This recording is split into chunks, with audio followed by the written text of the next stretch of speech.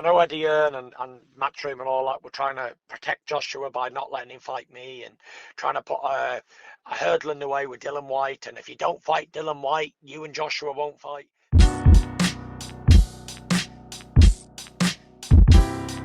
But the fact of the matter is, I don't need any of their fighters. They need me. You know, I'm the only undefeated world heavyweight champion that's left out there. All the rest have fell by the wayside and been chinned and knocked out and stopped and battered.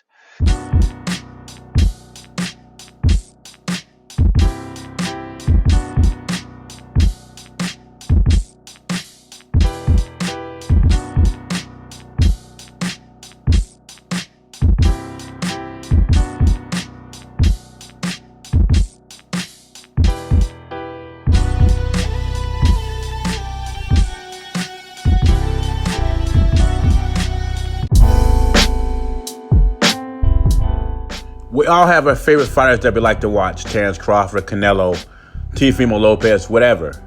We are boxing fans, and this is a sport we love.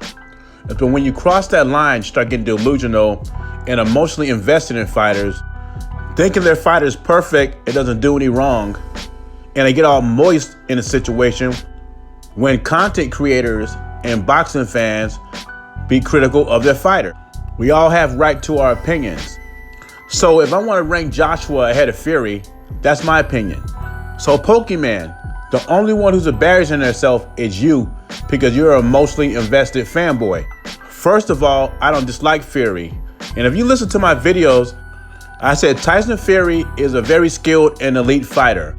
I said him and Joshua are the top two heavyweights in the division. I got Joshua first because Fury does not like to fight anybody. He's fighting Tom Schwartz, Otto Wallin. Those are fringe contenders right there. Andy Ruiz is not a fringe contender.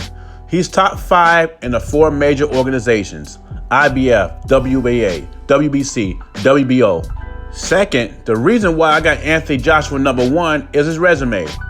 He's fought the most top 10 contenders. He's also been in unification matches. Tyson Fury has never had a title defense. And Pokemon's best defense is Tyson Fury's undefeated and Joshua was knocked out by a fringe contender. And we already settled that Ruiz is not a fringe contender. He's top 5 in the 4 major organizations. Joshua avenged that loss and got his titles back. Now he wants to talk about credibility. I'm shredding my credibility. Actually, you're shredding your credibility. I think it hurts you and makes you all moist inside when I say Anthony Joshua's number 1. You think I'm the only YouTube channel that thinks Joshua's the number 1 heavyweight in the world? It's a opinion. And the last thing I'm going to let is a Pokemon tell me what I can say and what I cannot say. You need to please stop this. You need to stop saying stuff like that. Hopefully we'll find out in 2021 who's the best heavyweight in the world if both guys handle business. Until then, Pokemon, you know like I know, Tyson Fury is allergic to top 10 competition like you're allergic to testosterone. He's only interested in big fights with big money, and as Bruce Wayne would say, he's not interested in going through the gauntlet. In other boxing news, so the Zone did not approve the fight between Canelo and Anthony Yildirim for the WBC title. And I get it. They're paying him $365 million. They want him to fight quality opposition. Jamal Charlo, Callum Smith, Billy Joe Saunders. Or does Eddie Hearn want one of his guys to fight for the title? There's been talk he wants Callum Smith to fight for the title. But WBC President Jose Sulaiman really wants this fight for Canelo. So it's a strong possibility that Alvarez could be fighting for the PBC for one fight, just to get the WBC belt and then come back to the Zone. And I think that's a good idea for both parties. Because right now, what fight does the Zone have for Canelo? I mean, we've been hearing forever, oh, Callum Smith wants to fight Canelo. Canelo wants to fight Callum Smith. But the fight hasn't been made. It's still no contract signed, and September's gone. It's not going to be a fight in September. If everything works out with the PBC and Showtime, the fight should take place at the start of 2021. The only problem with that is Canelo has a fight with Triple G in May, or supposed to be in May. I think both fights are possible because Yildirim is not even at Canelo's level. Actually, this should be a pretty easy fight for Canelo.